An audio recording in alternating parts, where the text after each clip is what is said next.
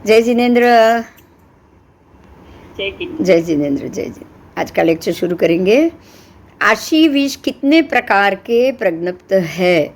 आशी विष की बात की है। दो प्रकार के आशी विष बताए गए हैं। एक है जाति आशी विष, दूसरा है कर्म आशी विष।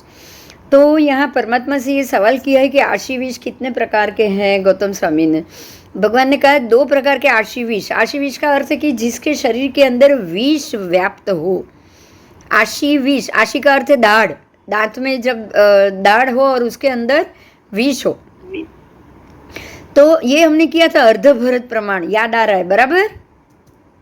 हाँ, कि अर्ध भरत प्रमाण आशी विष होते हैं देव, पर वो ऐसा करते नहीं है। जो हवे याद આવ્યું बराबर? अर्ध भरत शब्द આવ્યો ને? हाँ, तो नारकी कर्म आशी विष नहीं होते हैं। देखिए, कर्म आशी विष और जाति आशी विष ये दो प्रकार के हैं। कर्म आशी विष का अर्थ ये हुआ, आपको पता होगा, वो विष कन्या या किसी को विष खिला खिला के विषाक्त बनाया जाता है, बराबर? पहले के ज़माने में विष कन्या कैसे बनती थी, अगर आपको नहीं पता है मैं एग्जाम्पल दूंगी। विष कन्या बनाई जाती थी कैसे? जैसे कि आप मुंह खोलो, जीभ बाहर निकालो और जीभ के ऊपर सर्प का डंस लिया जाता था। समझ में आया? ऊपर ऐसा आप जीभ निकालोगे और हाथ में सर्प पकड़ा होगा जहरीला, और उससे जीभ के ऊपर आप डंक लेते थे, और जो वेदना होती थी थोड़ा थोड़ा पॉइजन अंदर जाता था, और वो कन्या को ऐसे धीरे धीरे करके विष कन्या बनाई जाती थी। अब वो कन्या किसी को भी काट दे या किसी को भी चुंबन दे दे, किस दे दे, तो वो सामने वाला मरी जाएगा। समझ में आ रहा है? उस प्रकार से विष कन्या तैयार की जाती थी, और दुश्मन राजाओं को वो कन्या सुंदरता के हिसाब से उसको वहाँ भेजा जाता था, और किसी को मारना हो तो ऐसी वो कन्या से भोग कराने के बहाने वो कन्या को भेज के शत्रुओं को मारा जाता था। समझ में है विष कन्या का क्या उपयोग था? तो इस प्रकार से ये कर्म आशी विष हुआ। ये कैसे हुआ? कर्म आशी विष। आप कर्म से वो व्यक्ति को विषाक्त बना रहे हो। और जाति आशी विष क्या हुआ कि आप जाति से ही आशी विष हो। बहुत सारे बिच्छू, सर्प, उनको ऐसे बनाया नहीं जाता है, लेकिन मनुष्य को जरूर बनाया जाता है, बराबर? बराबर। इसी प्रकार से देवों में भी दो चीज आएगी। अगर देव जन्म से आशी विष नहीं है, ऐसे नरक भी जन्म से आशी विष नहीं है ना? कि नरक के शरीर में ही विष है ना, देवों के शरीर में ही विष है ना। तो देव और जो नारकी है वो दोनों, और मनुष्य, तीनों को, देव को, नारकी को और मनुष्य को, तीनों को आशी विष बनाया जाता है। यानी कि ये कर्म आशी विष हुए, बराबर? बाकी रहे तिर्यंश, जैसे कि बिच्छू, फिर ऐसे बहुत सारे तिर्यंश है जिसके डंक लगने से जहर लगता है, पाटला घो खास करके, तो उसको भी आशी विष बनाया जाता है। सर्प तो है ही, सारे उरग, सर्प, तक्षक, ये सब के तो दांत में हड़ाहड़, कोबरा, सबके हड़ाहड़ जहर भरा हुआ है। खाली चंड कौशिक जैसा तीव्र विषाक्त नाग जो दूर से उड़ाए तो भी मर जाओ, वो फुतकारे दूर से विष को फेंके, वो विष के छींटे आपके पर पड़े तो भी आप मर जाओ। और ऐसे आपको ये बता दूं, बहुत सारे वृक्ष जंगल में होते हैं जो आशी विष होते हैं। ये सारे जाति आशी विष है। वो अपने पास किसी भी अगर पक्षी या मच्छर या कोई कीटाणु आ गए ना, तो उसको अपने वो पान के अंदर ऐसे भीस ले लेता है ऐसे, और भीस लेके उसके शरीर में से अपने में जो पान के जरिए ही वो ऐसे उसको डंक मारते हैं, ऐसे मुट्ठी में लेते हैं कि वो अपने आप मर जाएगा। ऐसे बहुत सारे वनस्पति है। समझ में आया? हाँ। ऐसी बहुत सारी वनस्पति है जो प्राणियों को और पशुओं को, पक्षियों को मारती है। मनुष्य को भी मार देगी वो, अपनी वड़वाइयों को मनुष्य के शरीर के आसपास वो घुमाएगी। अगर आप उसके नीचे सोए हो, आपको पता ही नहीं है, वड़वाइयों को आपके शरीर के आसपास घुमाएगी और खींच के वो अपने तने के पास, थड़ के पास ले जाएगी, और ले जाने के बाद तो फिर आपको तो छूटना मुश्किल है, आप छूट ही नहीं पाओगे, छूट ही नहीं पाओगे। और कोई कोई वृक्ष के फल भी जहरीले होते हैं, ये वो खाते ही आपके शरीर के अंदर विष उत्पन्न हो जाएगा। इसीलिए किसी भी ऐसे वृक्ष के फल खाने नहीं चाहिए बिना जाने बिना देखे।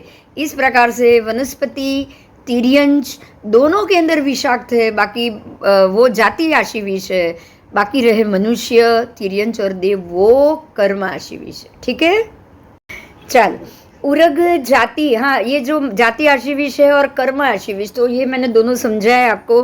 कर्म आशी विष उनको बनाया जाता है, वो कर्म से आशी विष है, जाति से नहीं। और जाति आशी विष वो है जो जन्म से आशी विष जहरीला है। ठीक है, तो मनुष्य जाति आशी विष, ऐसे भी मनुष्य जाति आशी विष होते हैं जो समय क्षेत्र पूरे 2.5 द्वीप प्रमाण शरीर को वो अपने विष से व्याप्त और परिपूर्ण करने में समर्थ होते हैं। ऐसे भी मनुष्य हमको मिल सकते हैं। कर्म आशी विष में नारकी के जीव, कर्म आशी विष नहीं है, नारकी के जीवों को भी आशी विष बनाया नहीं जाता और वो होते भी नहीं, बराबर।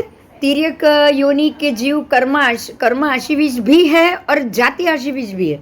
ध्यान दीजिएगा, तिर्यंच योनि के जीव, अगर आज आपके किसी भी जीव को वैक्रिय रूप धारण करना होगा तो वैक्रिय लब्धि वाला तिर्यंच जरूर कर सकता है। ये याद रखिए कि ऐसा लगे जैसे हम सोचते हैं ना कोई एक छोटा नाग हो और इतना बड़ा नाग बन गया, हम स्टोरी सुनते हैं, राइट? ये स्टोरी नहीं है, हकीकत है। आपको अपना शरीर आपका बड़ा बनाना हो आप कर सकते हो, हनुमान जी करते थे, राइट? वानर में वानर ही थे ना वो, भव में तो वानर ही थे ना। और वानर ही बड़ा रूप भी बनाते थे, छोटा भी बनाते थे वानर का, बराबर। क्यों? क्योंकि वो लब्धिधारी थे। तो तिर्यंच में भी अगर लब्धिधारी हो तो आप ये सब कर सकते हो। तो तिर्यंच जाति विष भी है, कर्म आशी विष भी है। मनुष्य में भी कर्म आशी विष भी है और देव भी कर्म आशी विष भी है। क्यों? क्योंकि देव तो अपना वैक्रिय रूप करके बाहर आ सकता है, नारकी नहीं आ सकती। समझ में आ रहा है? नारकी का जीव नरक में से तो बाहर आ ही नहीं सकता, कुंभी में से, इसलिए वो नहीं कर सकता, ना वैक्रिय, ना जाति, ना कर्म से। मगर देव तो 100% कर सकते हैं। अब ये जो तक्षक नाग और जो नाग कुमार योनि के जो देव हैं भवनपति, वो सारे अपने ऐसा रूप बनाने में माहिर है कि नहीं है? और जो चंड कौशिक को भी लब्धि थी ना विष की, नहीं तो आप सोचो ना, दूर से भी वो फेंके और मर जाए, ये तो बिना लब्धि वाला कर ही नहीं पाएगा। नहीं, या तो आप उसको डंक मारो तब हो, लेकिन दूर से भी खाली उड़ाओ और मर जाए, वो कैसे पॉसिबल है बताओ? नहीं, आपके विष में ज्यादा ताकत हो तभी ना। तो ये ताकत विष की नहीं काम कर रही है, आपकी काम कर रही है। समझ में आ रहा है? और एक बात ध्यान से समझ लीजिएगा, जाति स्मरण उसको ही होता है जिसके अंदर लब्धि होती है।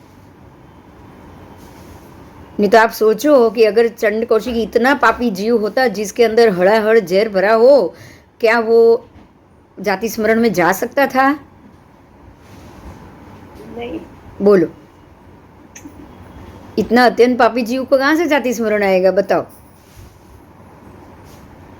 अनशन भी करे, पूर्व भव याद आ जाए, पॉसिबल है? नहीं। तो उसके पास लब्धि थी तभी उसका पुण्य भी काम कर गया, बराबर? बराबर। आओ, एकेंद्रिय तिर्यंच योनि कर्म आशी विष नहीं है और चतुर इंद्रिय तिर्यंच योनि तक भी कर्म आशी विष नहीं है। देखिए ध्यान से सुनिएगा, एकेंद्रिय से लेके तिर्यंच योनि तक कर्म आशी विष नहीं हो, क्योंकि एकेंद्रिय से लेकर चौरिंद्रिय तक कोई सिद्धि नहीं मिलेगी। आप वैक्रिय रूप नहीं बना सकते, बराबर? बराबर। वैक्रिय रूप वही बनाएगा जिसको मन होगा, ये समझिएगा। चौरिंद्रिय तक तो आप मन की इच्छा से काम नहीं कर रहे हो, राइट? मन बना ही नहीं है ना चौरिंद्रिय तक तो। नहीं। संगनी पंचेंद्रिय कब बनोगे? पंचेंद्रिय होगा तो संगनी, एकेंद्रिय, संगनी, बेंद्रिय, संगनी, तेंद्रिय, संगनी, चौरिंद्रिय तो कभी होता ही नहीं है, राइट? राइट। हाँ, तो संज्ञी जीव कभी भी ऐसे एक इंद्रिय बे इंद्रिय ते इंद्रिय होता नहीं है। एक इंद्रिय बे इंद्रिय ते इंद्रिय चौरिंद्रिय असंज्ञी ही है, संज्ञी नहीं है। तो संज्ञी कौन है? पंचेंद्रिय। तो पंचेंद्रिय ही अपनी बुद्धि और अपने मन से ऐसा रूप बना पाएगा ना? हाँ। उसका काम नहीं है, दूसरे का काम नहीं है ये। आओ,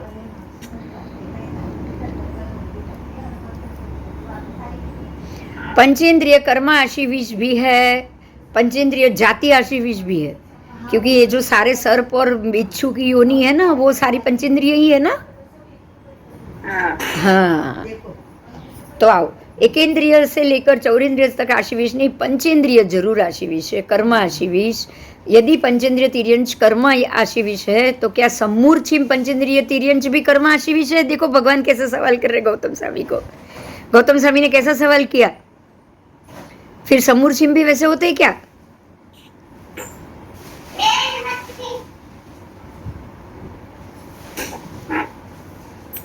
परमात्मा कह रहे हैं, सुनिए,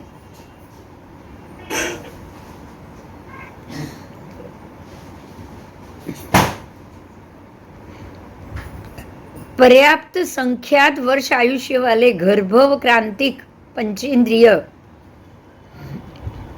तिर्यंश योनि कर्म आशीविश है। अपर्याप्त संख्यात वर्ष आयुष्य वाले गर्भव क्रांतिक पंचेंद्रिय तिर्यंश योनि कर्म आशीविश नहीं है। मतलब जो पर्याप्त है वो है, पर अपर्याप्त वाले नहीं है। अपर्याप्त तो जब तक पर्याप्ति आएगी नहीं तब तक कहाँ से आशीविश होंगे? बोलो। अपर्याप्त को पर्याप्त होने में समय लगेगा 48 मिनट, राइट? अपर्याप्त ने तो आयुष्य को पूर्ण किया ही नहीं है, तो उनको तो होगा ही नहीं। समझ में आ रहा है? हाँ, आप आयुष्य पूरा करोगे, आयुष्य बांधोगे, पर्याप्ति पूरी करोगे, बाद में आप आशीविश का उपयोग करोगे ना। शरीर ही धारण नहीं हुआ है, पूरा नहीं किया, तो कहाँ से आशीविश का प्रयोग होगा? बराबर। इसलिए अपर्याप्त को कभी भी आशीविश नहीं कहना, ठीक है? सम्मूर्छिम मनुष्य कर्म आशीविश नहीं है। जैसे वही सेम रिपीट हुआ, मनुष्य कर्म आशीविश हो सकता है, पर वो मनुष्य के मल मूत्र से जो सम्मूर्छिम उत्पन्न होते हैं वो क्या कर्म आशीविश होंगे? नहीं, वो नहीं होंगे, क्योंकि सम्मूर्छिम तो जब तक शरीर पर्याप्ति प्राप्त नहीं करेगा, उसका काम कैसे शुरू करेगा? बराबर। हाँ, पर गर्भज जो है वो ही कर्म आशीविश है, सम्मूर्छिम नहीं। मनुष्य पंचेंद्रिय वैक्रिय शरीर की बात की है, तो जो वैक्रिय शरीर बना सकता है उसकी बात है। तो वो पर्याप्त संख्यात वर्ष आयुष्य वाला कर्म भूमि का गर्भ से जन्मा हुआ मनुष्य कर्म आशीविश है। अगर गर्भज मनुष्य है और संख्यात वर्ष की आयु वाला है, संख्यात वर्ष यानी बहुत सारी, बराबर, तो वो तो आप अपना रूप बड़ा भी बना सकता है कि नहीं? वैक्रिय है तो ये जो इच्छाधारी हम जानते हैं ना, इच्छाधारी सर्प कभी कभी बहुत बड़ा हो जाएगा, वापस छोटा हो जाएगा, स्टोरी सब देखते हैं, वो कोई स्टोरी नहीं है। वो गर्भज अगर होगा तो कर पाएगा कि नहीं? कर पाएगा। सोचना पड़ेगा ये, अगर गर्भज है तो कर पाएगा, ठीक है? तो गर्भज आशीविश है, कर्म आशीविश, लेकिन अपर्याप्त संख्यात वर्ष आयु वाला तिर्यंश कोई भी हो, कर्म भूमि वाला हो या गर्भ वाला तो संभव ही नहीं है, पर वो आशीविश नहीं है। गर्भज में से जो सम्मूर्छिम बना है, गर्भज क्या, मनुष्य तिर्यंश जन्म ले रहा है, वो भी जब तक अपर्याप्त है वो आशीविश नहीं है, ठीक है? पर्याप्त होने के बाद ही वो हो सकता है। देव की बात की है, देव कर्म आशीविश है, भवनवासी देव भी कर्म आशीविश है। भवनवासी नागकुमार ही बनाएगा ना अपना बड़ा शरीर। हाँ, और व्यंतर वाणव्यंतर और वैमानिक भी कर्म आशीविश है। वैमानिक 12 देवलोक तक कर्म आशीविश हो, बोलो, सरप्राइज है ये, पर है सरप्राइज इसलिए है कि 12 देवलोक तक के वैमान भी इसका स्वरूप लेके आपके सामने आ सकता है। समझ में आया?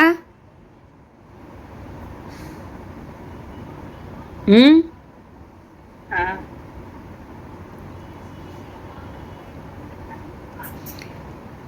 स्तनित कुमार भवनवासी भी कर्मासी 20, असुर कुमार भवनवासी भी, मतलब भवनवासी तो सबके सब कर्मासी 20।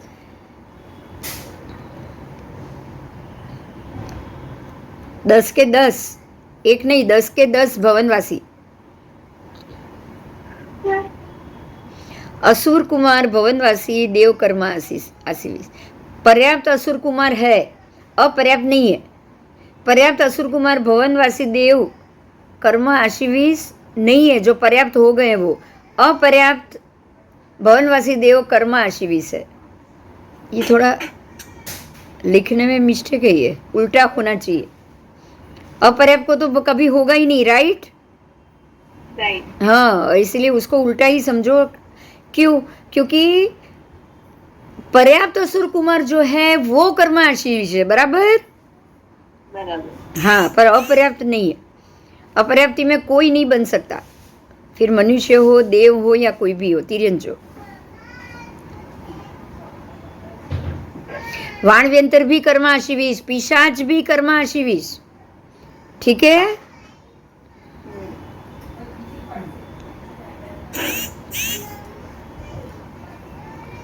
आओ, वैमानिक देव भी कर्मा आशीष।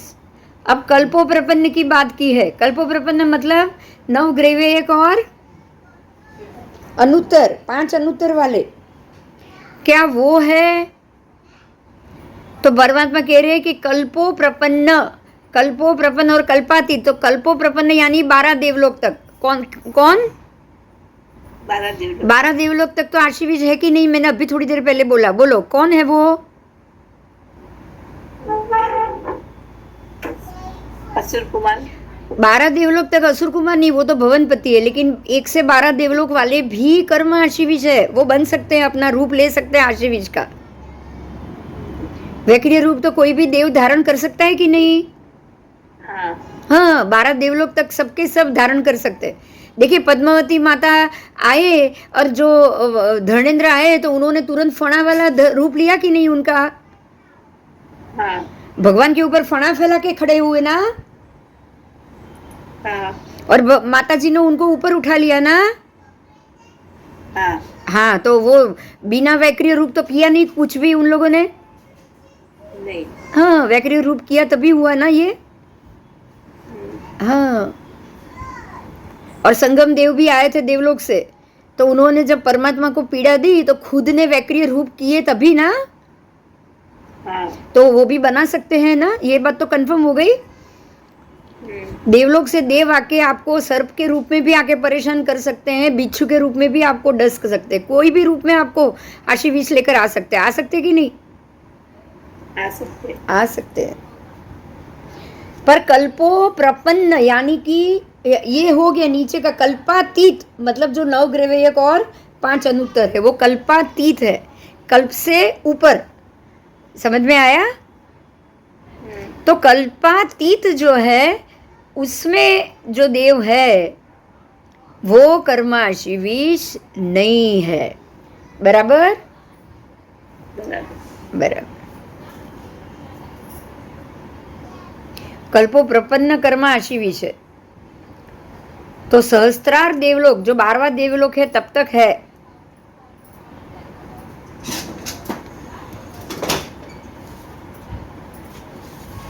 तो सहस्त्रार तक ही है। आनत प्राणत जो 4 देवलोक ऊपर के है ना वो नहीं है। 1 मिनट, मैं फिर से बोल रही हूँ, सुनिए। सौधर्म से लेके सहस्त्रार तक, तो सहस्त्रार तो 8वां देवलोक ही हुआ ना। हाँ। शुक्र सहस्त्रार वहां पूरा हो रहा है। आपके 8 देवलोक तक ये सब पूरा हो रहा है। तो 8 देवलोक तक कर्म आशीष होते हैं। पर जो 8 देवलोक के ऊपर आनत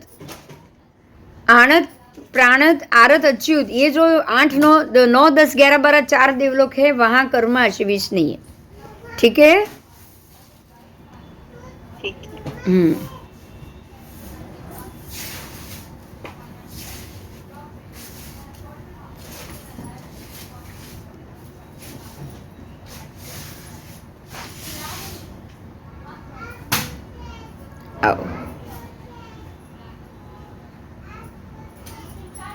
छद्मस्थ केवली पद, यहाँ छद्मस्थ केवली पद की बात की है। अब छद्मस्थ केवली 10 पदार्थों से छद्मस्थ संपूर्ण रूप से नहीं जानता है 10 पदार्थों को, टोटल 10 पदार्थ ना जान सकता है ना देख सकता है। कौन कौन 10 पदार्थों को? धर्मास्तिका है, अधर्मास्तिका है, आकाशास्तिका है, फिर सिद्ध के जीव क्योंकि वो शरीर मुक्त है, बराबर। बराबर। हाँ, फिर परमाणु पुद्गल जो छोटा सा कण है वो परमाणु। उसके बाद शब्द, शब्द को भी वो नहीं देख पाते, गंध उसको भी नहीं देख पाते, वायु, और ये व्यक्ति परमात्मा होगा कि नहीं, बराबर। बराबर। और एक तो पहले वो परमात्मा होगा कि नहीं, दूसरा ये जीव सर्व दुखों का अंत करेगा या नहीं, मतलब वो सिद्ध होगा कि नहीं। ये 10 चीज छद्मस्थ नहीं देख सकता, लेकिन जो केवली है वो देख सकता है। समझ में आ गया? ये बहुत अच्छी बात है क्योंकि ये 10 चीज हमको भी नहीं पता है, राइट। जो हमको नहीं पता है वो छद्मस्थ को नहीं पता है, और भगवान ये सारी चीज देख सकते हैं। धर्मास्तिका है, अधर्मास्तिका है, आकाशास्तिका है, सिद्ध के जीव, परमाणु, पुद्गल परमाणु, शब्द, गंध, फिर वायु, उसके बाद ये व्यक्ति जीन होगा कि नहीं, और ये व्यक्ति सभी दुखों का अंत करके सिद्ध होगा कि नहीं। वो कैसे देख सकते हैं? केवली उत्पन्न हुए दर्शन ज्ञान, जिनके ज्ञान दर्शन उत्पन्न हुआ है सम्यक, या अवधि ज्ञान, अवधि दर्शन, वो देख सकता है। अरहंत परमात्मा देख सकते हैं, केवली हो चुके वो, जीन देख सकते हैं और केवल ज्ञानी भी देख सकते हैं सबको, बराबर। बराबर। चलो, अब उसके बाद ज्ञान किया था, खाली ये 2 चीजें रह गई थी, बराबर। ये 10 चीज भी शायद रह गई थी ना, कि किया था, याद नहीं। नहीं किया होगा शायद। हाँ,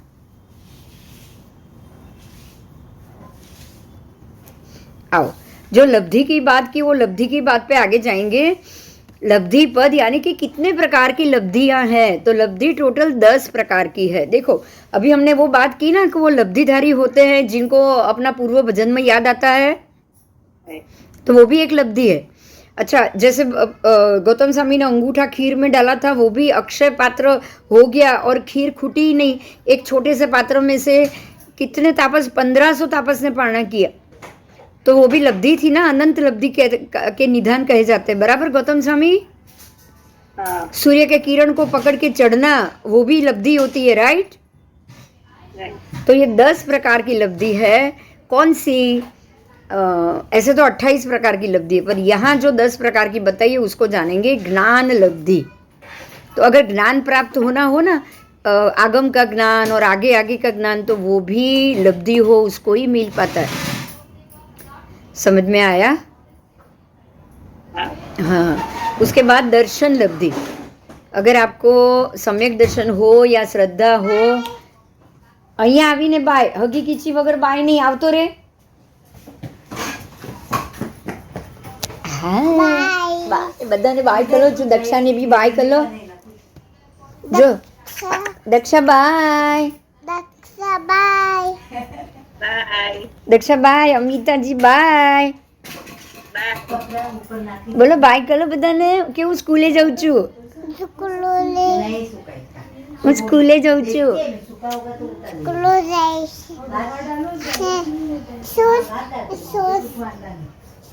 आजा शूज पे जा, चल।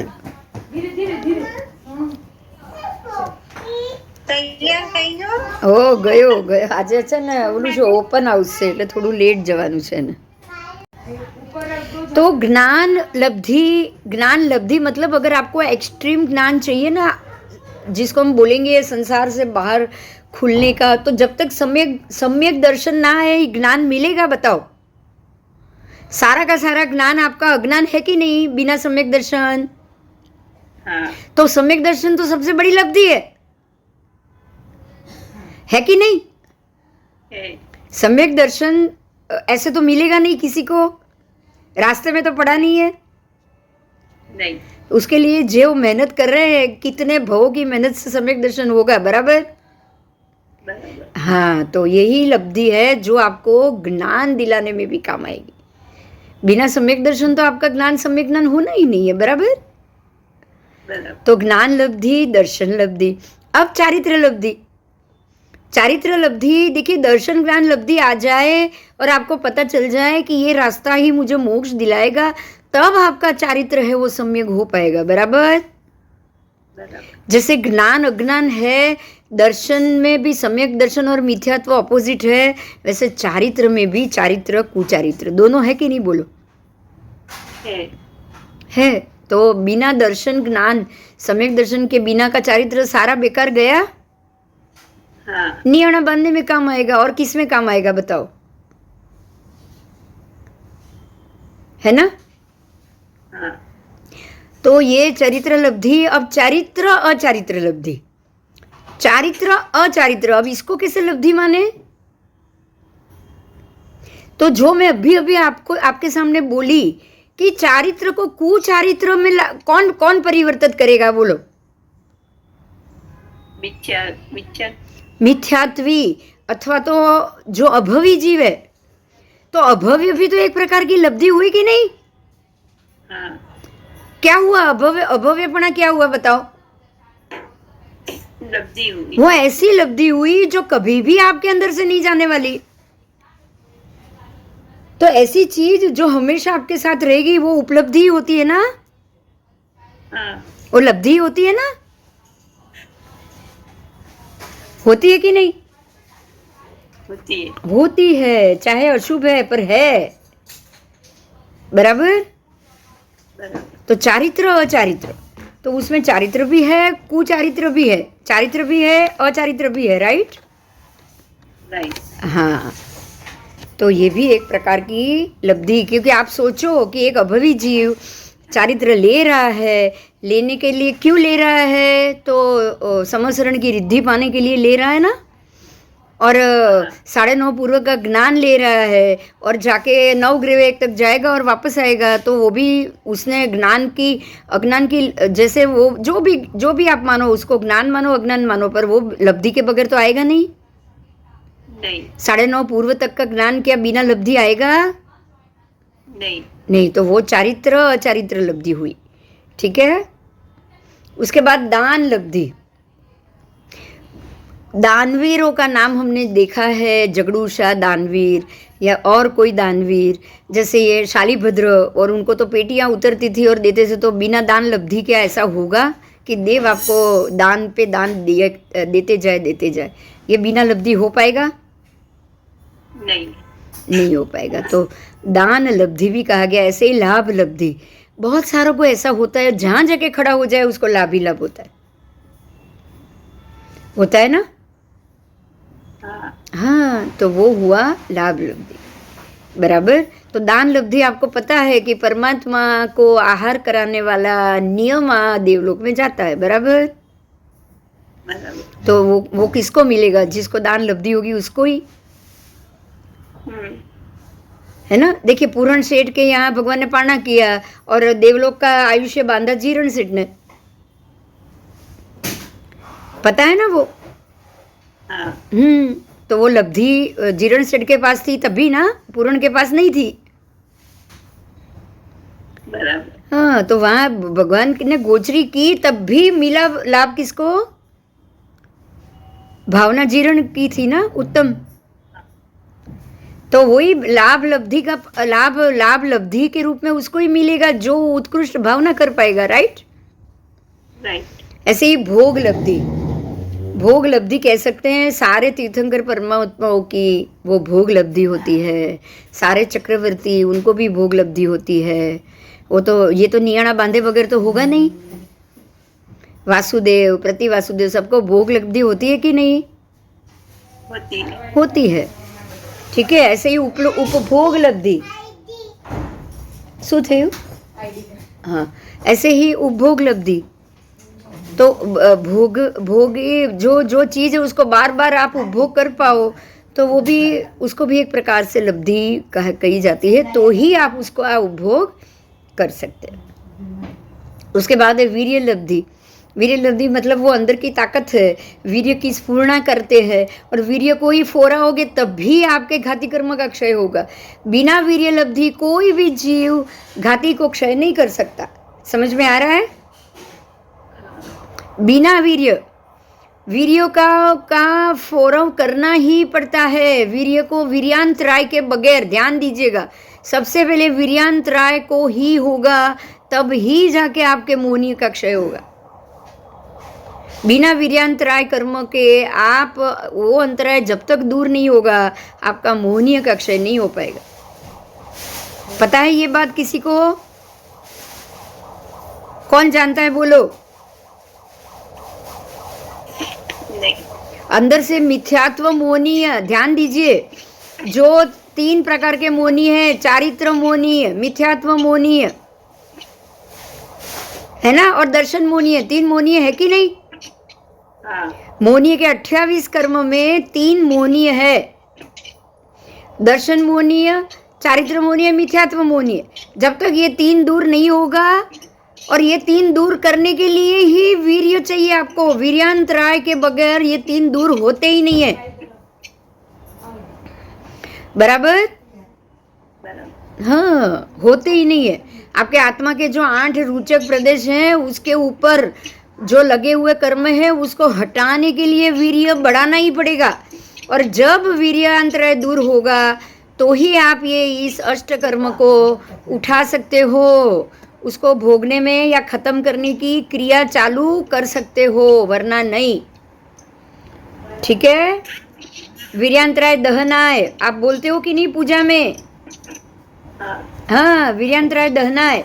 जब तक वीर्यांतराय का दहन नहीं होगा ना, वीर्य के अंतराय का दहन करना है। जैसे अंतराय का दहन होगा आपका वीर्य जाग जाएगा, और जैसे ही वीर्य जाग जाएगा आप सारे घाती कर्म का क्षय कर पाओगे। वीर्य जगा के ही आप मिथ्यात्व मोहनीय को निकाल सकते हो, इतना समझ लीजिए। बिना वीर्य जागे आपका मिथ्यात्व मोहनीय दूर नहीं हो पाएगा। इसीलिए वीर्य लब्धि चाहिए ही चाहिए। और वीर्य लब्धि किसको मिल सकती है? जब पंचेंद्रिय बनो तब। बिना पंचेंद्रिय को ये काम कर पाओगे? नहीं। बिना संज्ञा बुद्धि तो ये होना ही नहीं है। तो इंद्रिय लब्धि के बगैर तो पंचेंद्रिय बनोगे भी नहीं आप, और बिना इंद्रिय लब्धि आप वीर्य लब्धि कर नहीं पाओ। एकदम क्लियर है। तो वीर्य लब्धि इंद्रिय लब्धि दोनों के लिए पंचेंद्रिय का होना बहुत जरूरी है, संज्ञा बुद्धि का होना बहुत जरूरी। तो ये हुए हमारे 10 प्रकार की लब्धियाँ, और ये लब्धि को प्राप्त किए बगैर जीव का मोक्ष नहीं हो सकता, हम मोक्ष नहीं पा सकते। इसलिए हमको ये 10 लब्धियाँ चाहिए ही चाहिए। उसको ही लब्धिधारी कहा जाएगा जो मोक्ष की साधना कर पाए। इतना समझिएगा कि आप श्रेणी मान रहे हो तो बिना लब्धि वो नहीं, जिनके पास ये लब्धि नहीं है ना, वो श्रेणी मानते ही 11वें गुण स्थान से नीचे गिरेगा। क्यों? क्योंकि उसके पास दर्शन लब्धि ही नहीं है, मिथ्यात्व का उदय बाकी है। जब तक मिथ्यात्व का उदय बाकी होगा दर्शन लब्धि कैसे मिलेगी बताओ? मिल पाएगी? आओ, तो अब बात की है ज्ञान लब्धि की।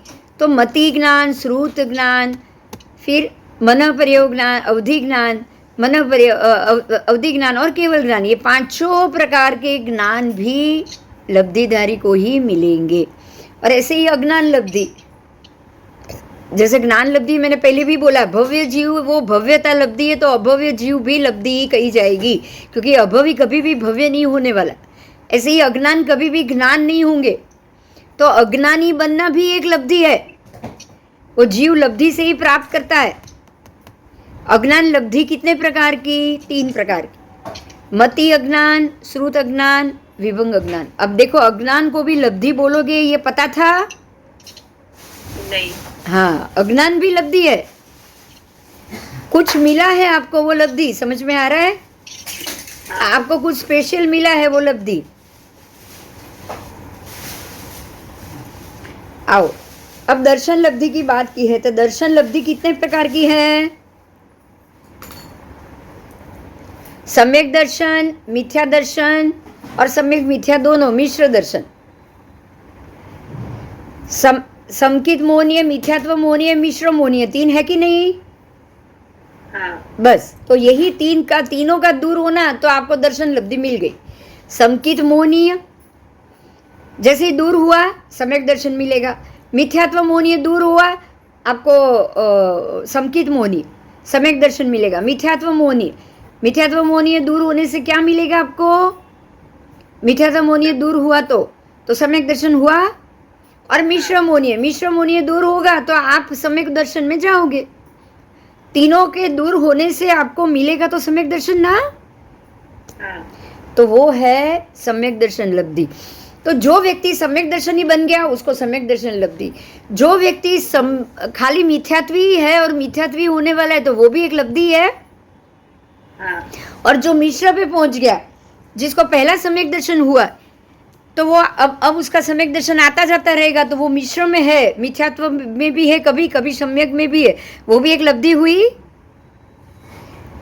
तो यहाँ जो भी आप पाते हो वो एक लब्धि होती है। क्लियर हुआ? आपको जो भी मिल रहा है वो एक लब्धि के बराबर। ऐसे ही चारित्र लब्धि, दर्शन लब्धि 3 प्रकार से, बराबर। ज्ञान लब्धि 5 प्रकार से, ज्ञान लब्धि 5 प्रकार से हो गई, दर्शन भी 3 प्रकार से हो गई। अब चारित्र लब्धि, तो चारित्र लब्धि भी 5 प्रकार से, 5 प्रकार के चारित्र होते हैं। दीक्षा तक पहुंचो, 5 प्रकार की दीक्षा आएगी। सबसे पहले आएगा सामायिक चरित्र, जैसे मैंने सिर्फ एक सामायिक लिया या जो भी लिया वो। तो दूसरा है छेदोपस्थानीय चारित्र। तो इसमें क्या है पता है? पीछे का जो चारित्र है उसका अंत करोगे और नया चारित्र लोगे, छेद को भंग करोगे। तो जो छोटी दीक्षा और बड़ी दीक्षा पता है ना सबको, वो हुआ छेदोपस्थानी। उसके बाद परिहार विशुद्धि चारित्र, तो थोड़े और विशुद्ध हो जाओ तब आपको एक और दीक्षा मिलेगी। आपको पता होगा पन्यास पदवी एक मिलती है, क्योंकि अब ये थोड़े और चारित्र में मक्कम हुए, बराबर। हाँ, अब उसके बाद है सूक्ष्म संप्रदाय चारित्र लब्धि। अब सूक्ष्म संप्रदाय चारित्र लब्धि किसको मिलेगी? जिनका ये सूक्ष्म संप्रदाय कौन सा गुण ठाना है पता है? 10वां गुण ठाना। कौन सा? 10वां गुण। तो 10वें गुण स्थानक पे आप तब जाओगे जब आप श्रेणी मांडोगे, बराबर। तो श्रेणी मांडोगे, 7वें से श्रेणी मांडोगे और 10वें गुण ठाने तक आप पहुंचे तो वो हुआ सूक्ष्म संप्राय। मतलब अभी भी अंदर सूक्ष्म संप्राय बाकी है। संप्राय का अर्थ ही है कषाय, ठीक है। तो अभी भी आपकी उतनी शुद्धता नहीं आई, अभी भी अंदर सूक्ष्म संप्राय बाकी है। तो वैसा चारित्र कि आप श्रेणी मांड पाओ। और यथाख्यात चारित्र का मतलब ये हुआ कि अब आप श्रेणी मांड के चारों घाती कर्म के क्षय करोगे, बराबर। जैसा शुद्ध होता है वैसा चारित्र, यथाख्यात, जैसा आख्यात किया है वैसा चारित्र। तो चारित्र की जो परिभाषा है वही आपके अंदर आ जाए तो वो तो अंतिम चारित्र हो गया, उत्तम चारित्र हो गया। यथाख्यात किसको कहोगे बोलो? उत्तम चारित्री। कि आप अब यहाँ से बाहर निकल गए हो, अब आपको सहयोगी केवली बनने में देर नहीं है ना? हाँ, तो अब तो घाती कर्म का क्षय ही मिलेगा ना सीधा।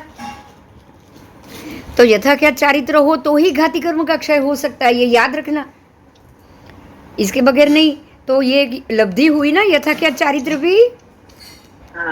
हाँ, तो अब आया चारित्र और चारित्र लब्धि, जो हम पहले बोल चुके हैं। वो चारित्र और चारित्र है क्या? एक ही आकार वाला है, उसका एक ही आकार बोला है। चारित्र चरित्र और चरित्र लब्धि, उसका सिर्फ एक ही आकार। कौन सा आकार? तो इस प्रकार से उपभोग लब्धि एक ही आकार वाली कही गई है। चरित्र और चारित्र कोई आपको आगे कोई रिजल्ट नहीं देने वाला, राइट। एक ही आकार वाली है ये, उसमें कोई आकार आएगा ही नहीं, क्योंकि आप तो चारित्री पर अचारित्री होकर चारित्री हो। समझ में आया? दीक्षा तो ले ली लेकिन चारित्र है ही नहीं। या चारित्र तक आप पहुंच ही नहीं पाओगे। बराबर बराबर, इसीलिए चारित्र और चारित्र दोनों आ गए। तो ये उपभोग लब्धि आएगी। क्या आएगा इसमें? उपभोग लब्धि। कारण क्योंकि आपको उपभोग करना है। किसका उपभोग करना है? देवलोक का करना है, नवग्रह का उपभोग करना है। इसलिए आप चारित्र लोगे, लेकिन रहोगे कैसे? अचारित्री। समझ में आया? हाँ। क्योंकि मिथ्या दृष्टि तो आपकी जाने वाली ही नहीं है। तो मिथ्या दृष्टि सहित साधु अगर कोई बना है, वो हुआ चारित्र अचारित्र लब्धि। ठीक है? तो वो अब जो कर्म कमाएगा, पुण्य कमाएगा, वो सारा उपभोग लब्धि वाला होगा, है ना? हाँ। हाँ, जैसे विश्वभूति अणगार ने कैसा उपभोग मांगा? उसकी लब्धि ने उपभोग ही मांगा ना, कि मेरे अंदर शक्ति आए। तो शक्ति उपभोग के लिए होती है ना। हाँ। आओ, अब है वीर्य लब्धि। वो कितने प्रकार की है? 3। पहला है बाल वीर्य, पंडित वीर्य और बाल पंडित वीर्य। तो बाल वीर्य का मतलब क्या हुआ? आप बिल्कुल अज्ञानी, ज्ञान की समझ नहीं है, तो बाल वीर्य हुआ। हाँ, पंडित वीर्य मतलब आप ज्ञान के धारक हो, सम्यक दर्शन के धारक हो, वही पंडित वीर्य होगा। हाँ। अच्छा, बाल पंडित दोनों मतलब मिश्र हुआ। हाँ। आपको इसको वही समझना है, मिथ्यात्व, सम्यक और मिश्र। बराबर? तो आज आपने ये जाना कि सम्यक दर्शन लब्धि है, ऐसे ही अभव्य भी लब्धि है। सम्यक दर्शन आके नहीं जाने वाला, ऐसे अभव्यपणा भी आके नहीं जाने वाला। बराबर? इंद्रिय लब्धि 5 प्रकार से, जो आपको पांचों इंद्रिय मिल रही है। वैसे स्पर्शनेन्द्रिय, फिर रसनेन्द्रिय, फिर घ्राणेन्द्रिय, फिर चक्षु इंद्रिय और श्रोतेन्द्रिय। पांचों इंद्रिय आपकी लब्धि है। कितने अनंत जीव है संसार में जिनको ये पांचों में से एक भी इंद्रिय नहीं है? बोलो। स्पर्शन इंद्रिय सारे निगोद के जीवों को है क्या? बताओ। नहीं है, उनको खुद का एक शरीर तक नहीं है। सारे समूर्छिम, खुद का एक शरीर तक नहीं है। तो आप सोचो कि आपकी आत्मा कितनी नसीब वाली है, कितनी लब्धिदारी है कि नहीं?